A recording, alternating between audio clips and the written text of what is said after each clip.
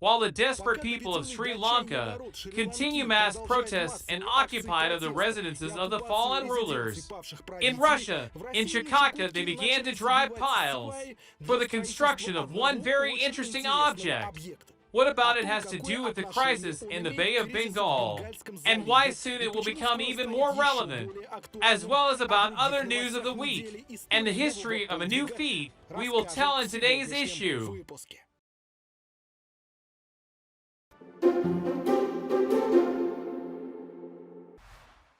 Footage from the rebellious Sri Lanka, where people have seized government residences and demand better living conditions, has spread all over the world over the past week. Today, this small state is facing a major economic crisis. U.S. Secretary of State Antony Blinken has already said that the crisis is caused by the actions of Russia, which inflated energy prices. But this is another attempt to get over the head. Problems in Sri Lanka began to be felt with the onset of the pandemic, which deprived it of tourism income, and the fuel crisis began to escalate last year. As a result, from the first days of January this year, the government began to cut off electricity, first for 1 hour a day, and then more and more. At the end of March, blackout periods were already reaching 13 hours a day, causing the first truly massive protests. Shortly before its overthrow, the government of Sri Lanka turned to Russia for help and asked to ship oil on credit. But given that the state debt of this state has exceeded $51 billion, and a significant part of past investments from China and other countries was simply stolen, Russia is not in a hurry to lend a helping hand. Especially since the new government, with which it would be possible to sign contracts, have not yet been formed. What does all this have to do with our Chukotka? The fact is that the project that has now begun to be implemented in our north, if not prevent then mitigate, the consequences of the energy crisis in their south. Let's continue after the news roundup.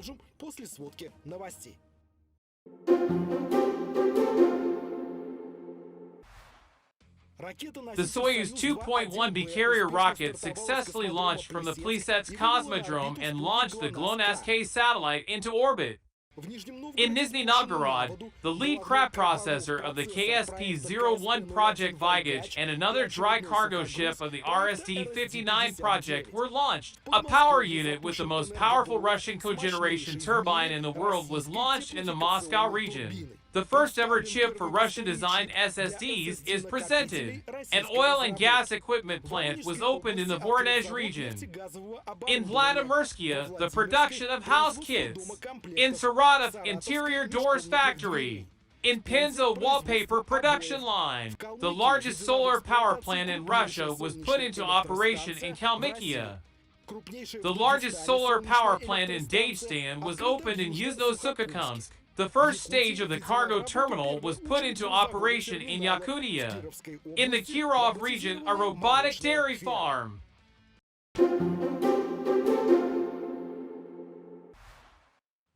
So, in Chukotka, construction began on a marine terminal designed to provide energy for the project to develop the Baimsk ore deposit.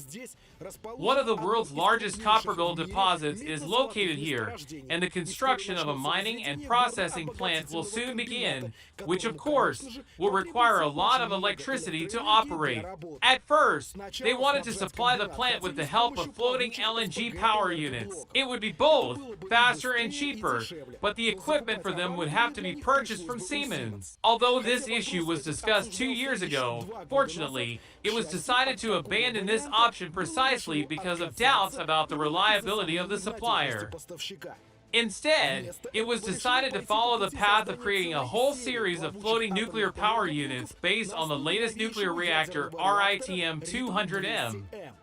Simply put, to create floating nuclear power plants that can be driven to the shores of Chukotka and power villages and enterprises from them. It sounds incredible, but our regular viewers already know that this is a solvable task for Russia. A year and a half ago, the academic Lomonosov floating nuclear thermal power plant, the only one in the world today, began operating in Chukotka. 4 upgraded floating power units with a total capacity of 318 megawatts will be built to supply Baimsk mining and processing plant. To accommodate them, the construction of port infrastructure began. The peculiarity of this energy supply option is that the floating unit, like a ship, can be driven to almost any coast on the planet.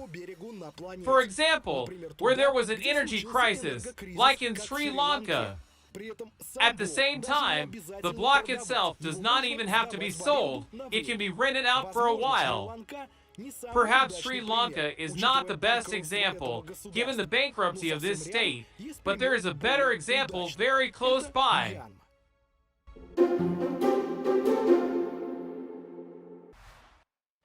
On the other side of the Bay of Bengal from Sri Lanka is the state of Myanmar, which is also experiencing difficulties in the energy sector. Daily blackouts for several hours have been practiced there since January. The situation is not as bad as that of the neighbor, but also difficult. Therefore, during its visit to the St. Petersburg Economic Forum, the Myanmar delegation not only asked Russia to set up oil refineries and give a discount on oil, but also showed interest in Rosatom's projects of floating power plants.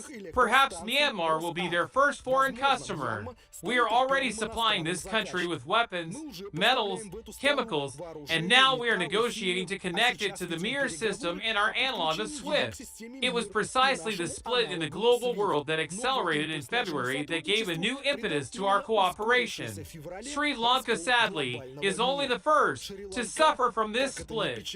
There will be others, which means that Russian solutions in the energy sector will become more in demand.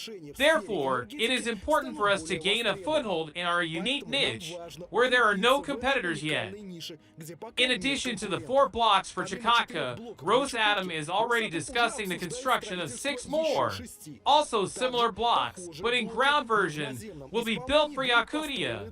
They will make it possible to reduce the cost of electricity in the region by almost 2 times compared to the current tariff, get rid of obsolete coal and diesel stations and expensive northern fuel delivery, and also provide hundreds of new jobs. Options for the construction of similar stations in the Urals are also being considered. And this is important. In order to offer the world a finished product, you must first establish its serial production and prove its effectiveness. We will continue to follow this topic. Now about the heroes.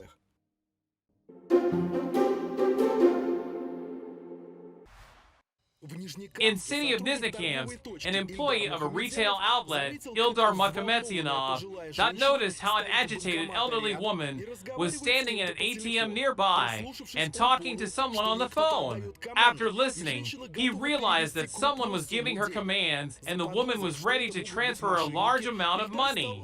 Suspecting that these could be scammers, Ildar began to ask questions to the pensioner, but she was in a fog, and he had to literally block the ATM from her with his body. The man called the police, and his suspicions were confirmed to the scammers, lying that the grandmother's daughter had an accident, tried to force all the savings to be transferred to their account, and the woman who had lost her vigilance was one step away from making a mistake. In this section, we usually talk about saving lives, but Ildar, having shown attention to someone else's misfortune, did a good deed. After all, often, having parted with all the savings due to the actions of criminals, older people quickly lose the rest of their health, and sometimes their lives. Take an example from Ildar and do not pass by someone else's misfortune.